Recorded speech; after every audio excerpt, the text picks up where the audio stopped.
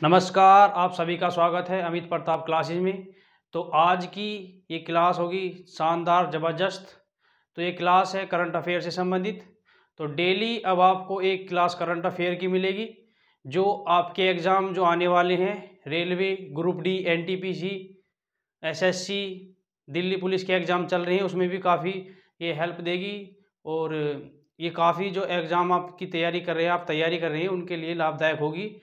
तो इस क्लास को आप बिल्कुल भी छोड़े ना, क्योंकि ये एग्ज़ाम के लिए आपके लिए बहुत ज़्यादा लाभदायक होने वाली है। तो इसी के साथ आज की क्लास शुरू करते हैं। तो आज की क्लास को शुरू करते हुए देखते हैं कि आज का पहला क्वेश्चन क्या है। तो आज है 1 दिसंबर 2020। तो आज की क्लास में हमारा पहला क्वेश्चन है कि हुलोंग वन किस देश का पहला घरेलू रूप से विकसित परमाणु रिएक्टर है। तो बताइए कि हुलोंग वन किस देश का पहला घरेलू रूप से विकसित परमाणु रिएक्टर है। तो हुलोंग वन जो है चाइना, ये है चाइना का परमाणु रिएक्टर। हुलोंग वन ये चाइना का परमाणु रिएक्टर है। ये पहला है चाइना का घरेलू रूप से विकसित। तो चाइना का ये पहला घरेलू रूप से विकसित परमाणु रिएक्टर है हुलोंग वन। और ये 60 साल तक के लिए इसकी सेवा होगी, 60 साल तक। कि जैसे हम जानते हैं कि जो चीज़ बनी है वो एक दिन ज़रूर ख़त्म होगी। तो इसी के लिए इन्होंने जो हुलोंग वन है इसकी जो अवधि है वो 60 साल, यानी 60 साल तक ये अपनी सर्विस देगा। 60 साल के बाद इसकी सर्विस ख़त्म हो जाएगी और हर 18 महीने के बाद इसमें फ्यूल भरा जाएगा। 18 महीने के बाद तो 60 साल तक ये अपनी सर्विस देगा, जो चीन के लिए बहुत लाभदायक होगी। तो ये पहला क्वेश्चन है, पहली तारीख दिसंबर 2020 का करंट अफेयर का पहला क्वेश्चन है आज का कि हुलोंग वन किस देश का पहला घरेलू रूप से विकसित परमाणु रिएक्टर है। तो ये चाइना का परमाणु रिएक्टर है और ये 60 साल तक अपनी सर्विस देगा। अगला क्वेश्चन देखते हैं कि देव दीपावली त्योहार मनाया जाता है या मनाया भी जा रहा है। तो कहाँ मनाया जा रहा है इसके बारे में बताइए। देव दीपावली त्योहार मनाया जाता है। तो देव दीपावली त्योहार मनाया जाता है वाराणसी में मनाया जाता है। वाराणसी उत्तर प्रदेश में मनाया जाता है देव दीपावली त्योहार। ये कार्तिक महीने की, जो कार्तिक महीने है उसकी पूर्णिमा को मनाया जाता है देव दीपावली त्योहार। और देव दीपावली त्योहार ये कार्तिक महीने की पूर्णिमा को मनाया जाता है। और इसमें जो है प्रधानमंत्री नरेंद्र मोदी के द्वारा इसका जो है प्रधानमंत्री नरेंद्र मोदी के द्वारा इसकी शुरुआत हुई। यानी कहने का मतलब है कि देव दीपावली त्योहार मनाया जाता है वाराणसी उत्तर प्रदेश में। वाराणसी उत्तर प्रदेश से हैं सांसद प्रधानमंत्री नरेंद्र मोदी, तो उनकी अगुवाई में इसको मनाया गया है देव दीपावली त्योहार उत्तर प्रदेश वाराणसी। तो वाराणसी से प्रधानमंत्री नरेंद्र मोदी सांसद हैं। अगला क्वेश्चन देखते हैं आज का कि किस बैंक ने व्यापारियों के लिए भुगतान सेवा एसएमएस पे यानी किस बैंक ने व्यापारियों के लिए भुगतान सेवा एसएमएस पे शुरू की है। तो एसएमएस पे शुरू की है यस बैंक ने। यस बैंक के बारे में हम जानेंगे कि एसएमएस पे की शुरुआत की है यस बैंक ने शुरू की है। और एसएमएस पे यस बैंक ने शुरू की है। एसएमएस बैंक जो यस बैंक है, यस बैंक ने एसएमएस पे की शुरुआत की है। तो यस बैंक के फाउंडर या संस्थापक जानेंगे। यस बैंक के संस्थापक कौन है। तो यस बैंक के संस्थापक हैं राणा कपूर। यस बैंक के संस्थापक है राणा कपूर और एक और कपूर है, उनका नाम मेरे शायद याद नहीं आ रहा। तो इनके संस्थापक ये दो हैं। और अगला जो हम जानेंगे कि स्थापना कब की गई। तो इसकी स्थापना की गई 2004 में। इसका हेडक्वार्टर या मुख्यालय कहाँ पे है। इसका मुख्यालय है मुंबई में। तो इसके सीईओ बताइए। इसके सीईओ हैं प्रशांत कुमार। तो क्वेश्चन क्या है कि किस बैंक ने व्यापारियों के लिए भुगतान सेवा SMS पे शुरू की है? तो ये शुरू की है यस बैंक ने। यस बैंक के संस्थापक राणा कपूर और अर्जुन कपूर, शायद अर्जुन कपूर है उनका नाम, जो दूसरे हैं अर्जुन कपूर, शायद आई थिंक मुझे लगता है अर्जुन कपूर, और नहीं मुझे इसके बारे में थोड़ा कंफर्म नहीं है, तो मैं बता दूंगा आपको कि इसका दूसरे इसके संस्थापक कौन है इनके साथ। और जो संस्थापना है इसकी 2004 में हुई। मुख्यालय जो है मुंबई में है। CEO यानी प्रशांत कुमार। CEO का मतलब है मुख्य कार्यकारी अधिकारी, यानी जो CEO, ये बहुत ज़्यादा इम्पोर्टेंट है, एग्जाम में इसके आने के चांस बहुत ज़्यादा होते हैं। यानी यस बैंक का पूछ लेगा कि बताइए यस बैंक का CEO कौन है वर्तमान में, तो प्रशांत कुमार यस बैंक के CEO हैं। अगला क्वेश्चन देखते हैं हम। भारतीय बीमा नियामक और विकास प्राधिकरण इरडा ने किसके साथ भारतीय एक्सा जर्नल के विलय के लिए मंजूरी दे दी है?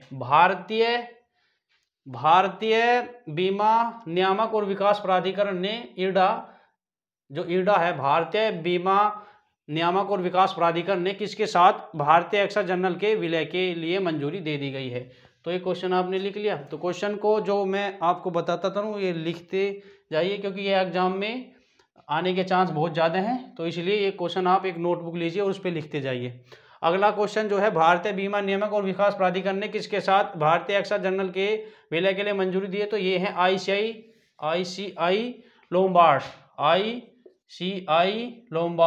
ICI लोम्बार्ड ने इसके साथ विलय के लिए मंजूरी दे दी है। और एक शब्द है यहाँ पे, या एक संस्था है भारतीय बीमा नियामक और विकास प्राधिकरण, इसके बारे में हम जानकारी लेते हैं ये क्या है। तो इसकी फुल फॉर्म बताइए, इसकी फुल फॉर्म क्या है? तो इसकी फुल फॉर्म है insurance regulatory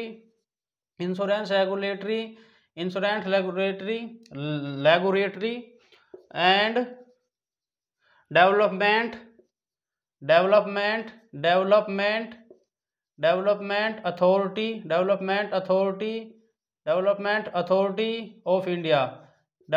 authority of India IRDA.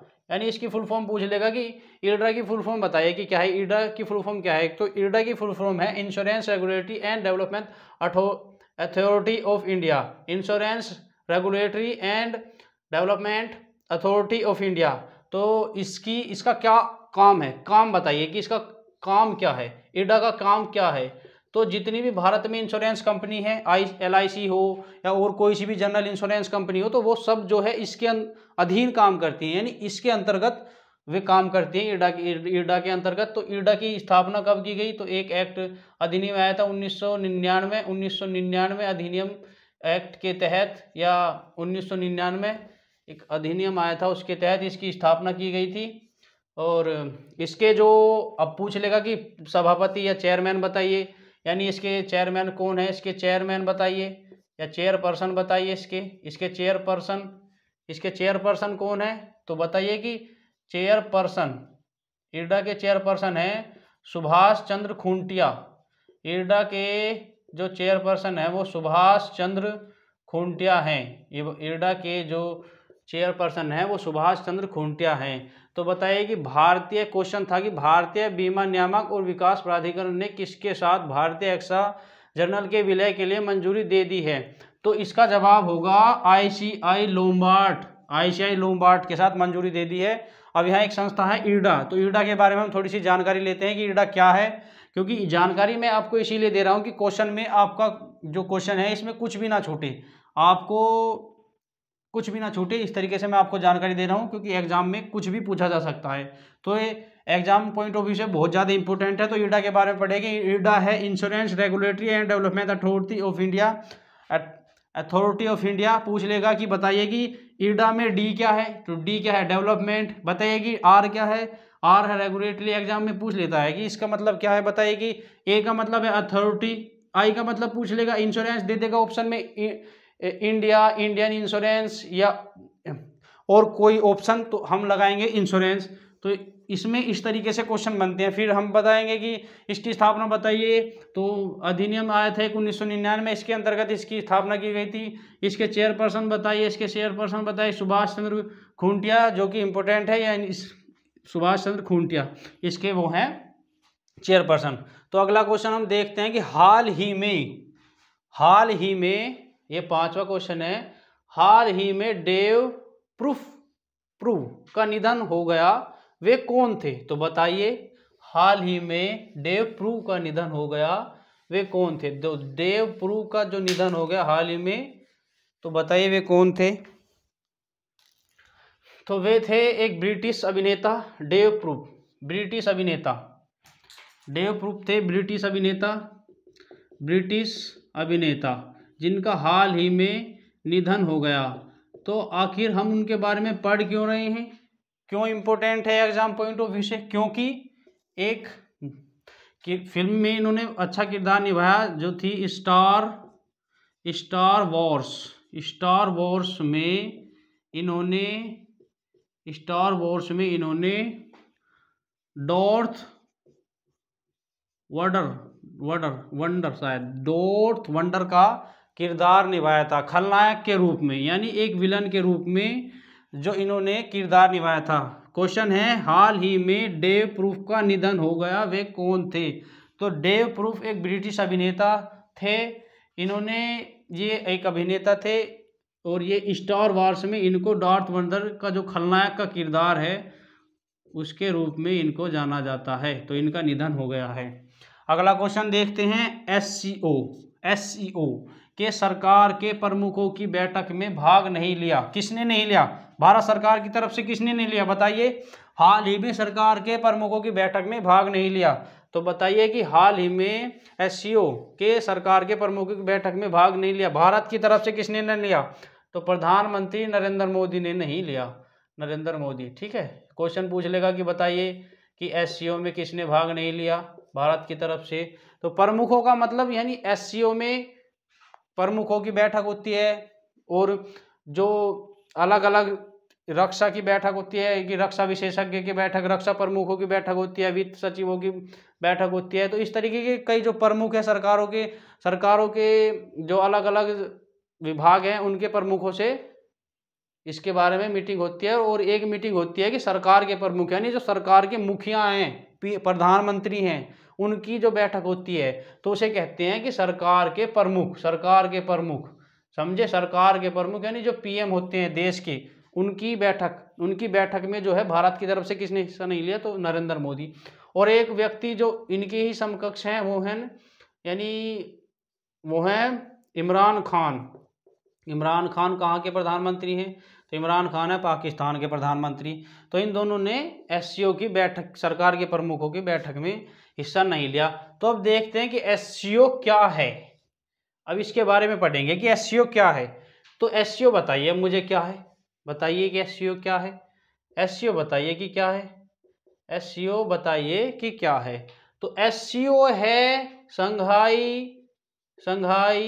SCO है शंघाई सहयोग, एससीओ शंघाई सहयोग संगठन, एससीओ है शंघाई सहयोग संगठन। तो इसका जो इंग्लिश में होगा, इसको इंग्लिश में बताएं, शंघाई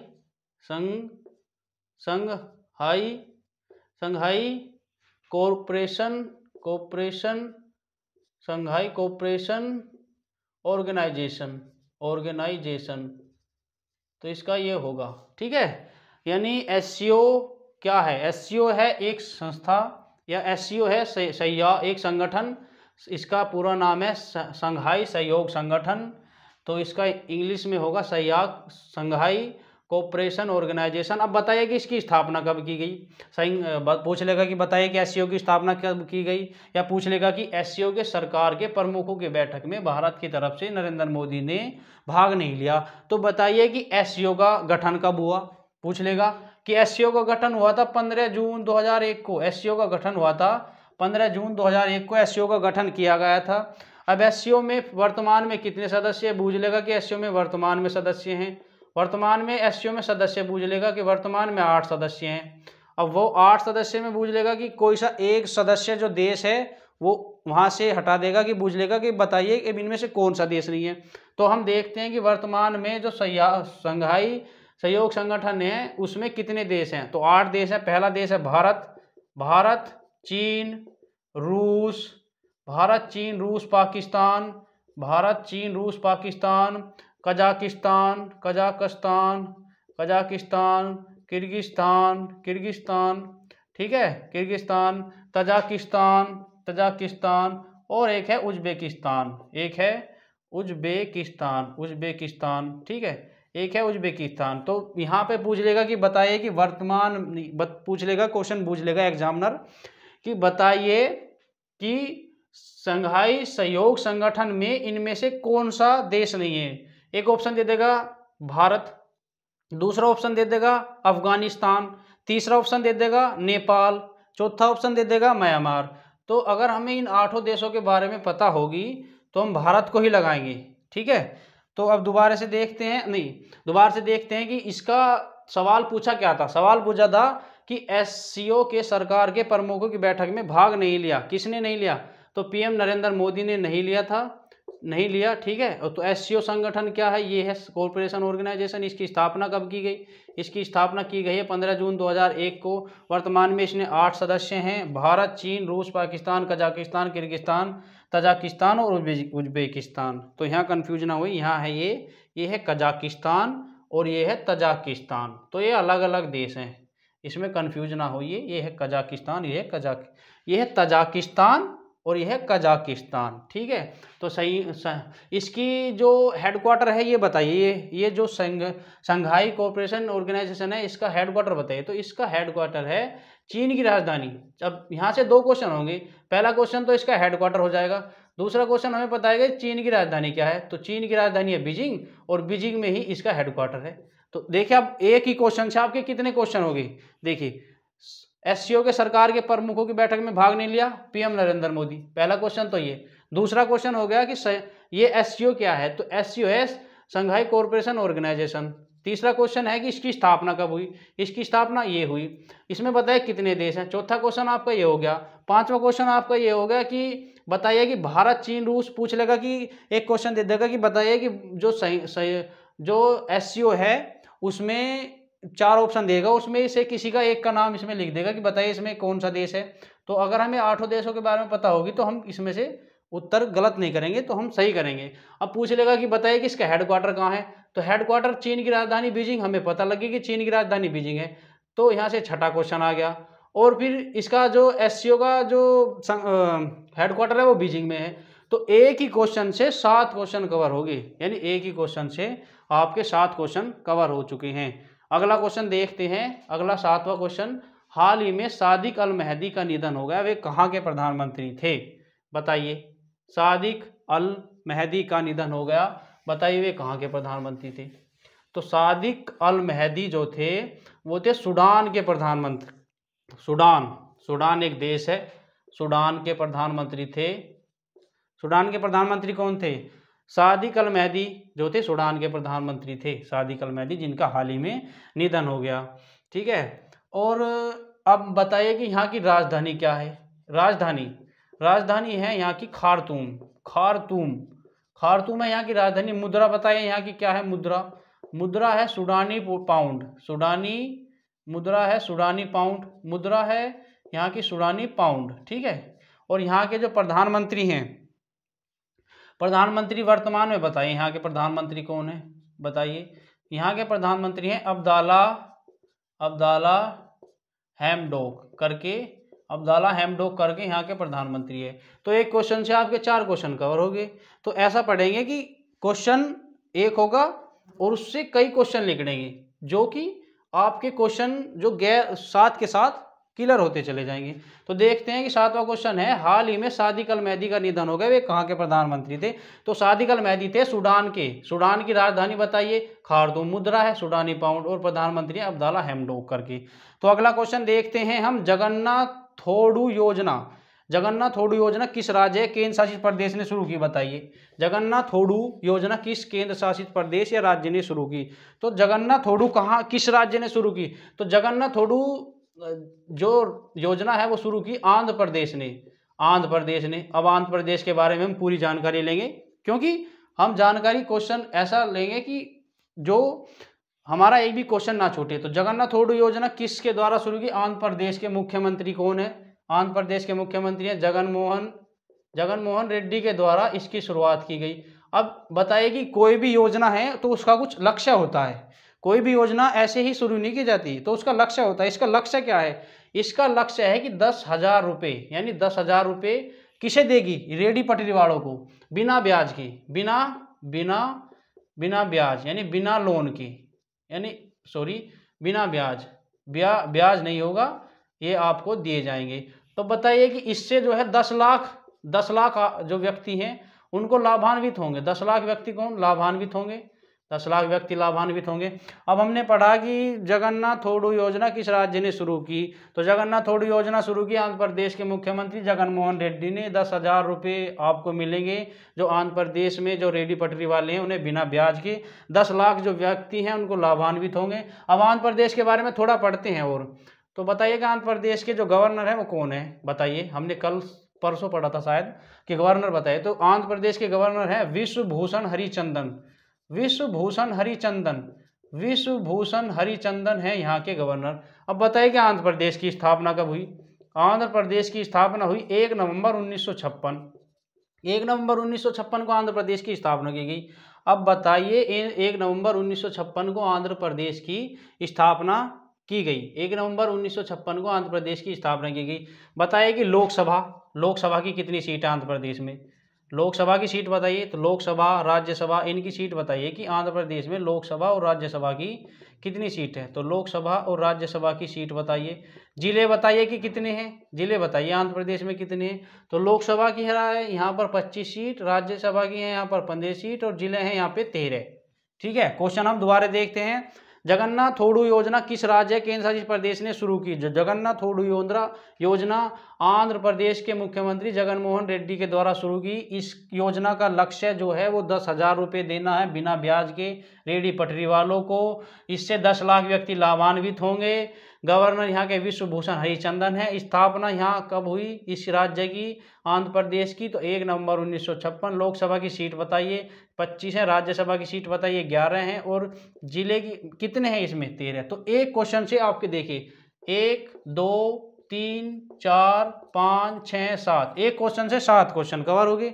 तो ऐसा पढ़ेंगे कि आपको कोई दिक्कत ना हो और क्वेश्चन साथ के साथ जो आगे आपको दिक्कत ना हो। अगला क्वेश्चन हम देखते हैं कि अगला क्वेश्चन क्या कहता है। अगला क्वेश्चन देखिए, अगला क्वेश्चन है 9वां, मार्कोस कमांडो। मार्कोस कमांडो, पहले आप मुझे बताइए कि मार्कोस कमांडो को पेंगोंग झील के क्षेत्र में भारत सरकार द्वारा तैनात किया गया। पेंगोंग झील कहाँ है?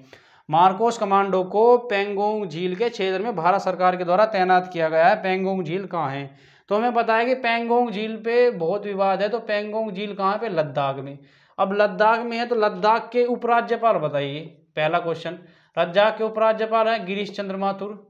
गिरीश चंद्र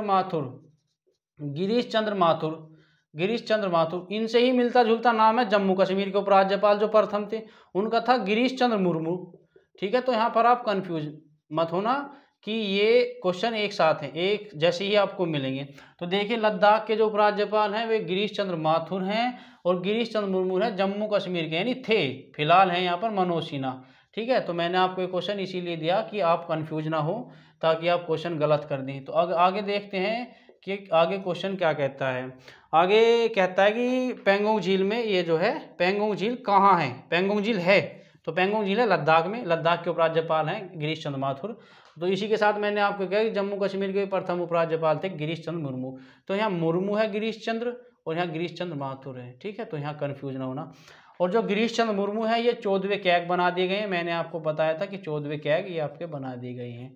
तो अब देखते हैं कि मार्कोस कमांडो किस सेना के कमांडो हैं? यानी कमांडो जो होते हैं वो तीनों सेनाओं के होते हैं, यानी तीनों सेनाओं में ये सबसे ज़्यादा खतरनाक कमांडो होते हैं। अब मैं आपको बताऊंगा कि खतरनाक कमांडो कैसे। मार्कोस कमांडो, जैसा कि क्वेश्चन में दिया गया, मार्कोस कमांडो बताइए।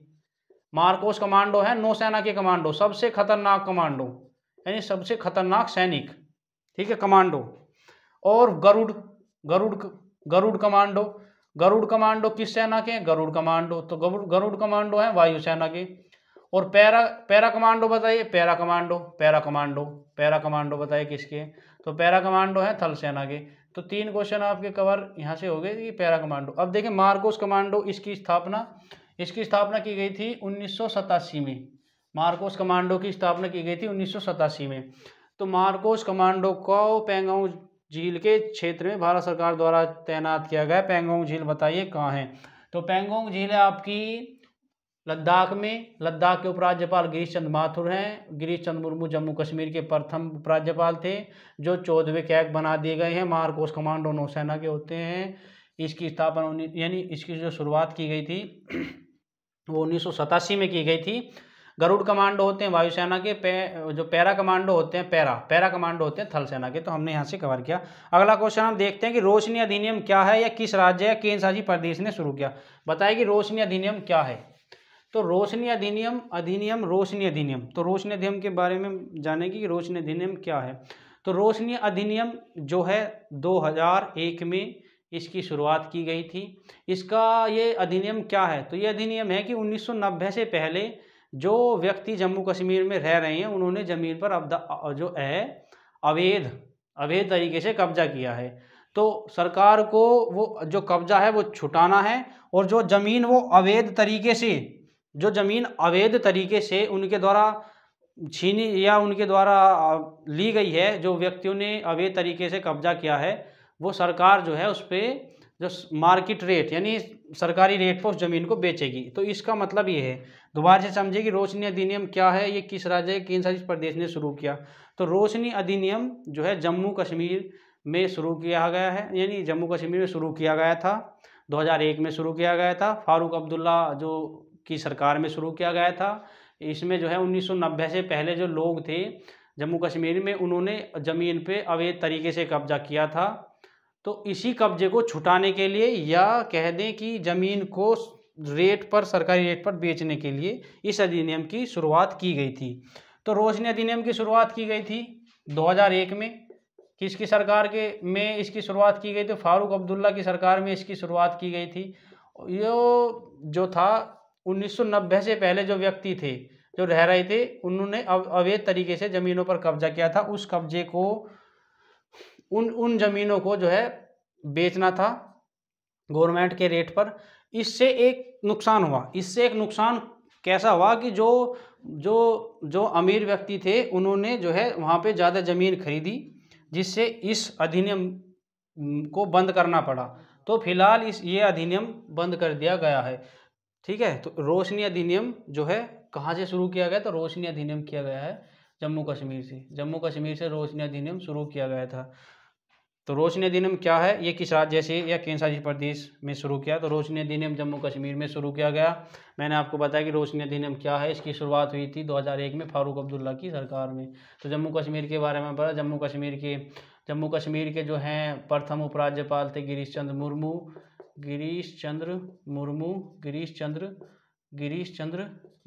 चंद्र मुर्मू जम्मू कश्मीर के। अब जो वर्तमान में गवर्नर हैं वो हैं मनोज सिन्हा, और ये जो है मनोज सिन्हा, और ये जो है 14वें कैग बना दिए गए हैं। ये हैं 14वें कैग, CAG कैग, 14वें कैग बना दिए गए हैं। तो इसके बारे में बना दिए गए हैं। ठीक है। अगला क्वेश्चन है, दक्खन के पठार में खोजी गई मेंढक की एक प्रजाति का नाम किस शहर के नाम पर रखा गया? तो बताइए, पहले बताइए कि दक्खन के पठार कहाँ हैं। बताइए कि दक्खन के पठार कहाँ हैं। बताइए कि दक्खन के पठार कहाँ हैं। तो दक्खन के पठार है कर्नाटक राज्य में। कर्नाटक राज्य में। ठीक है।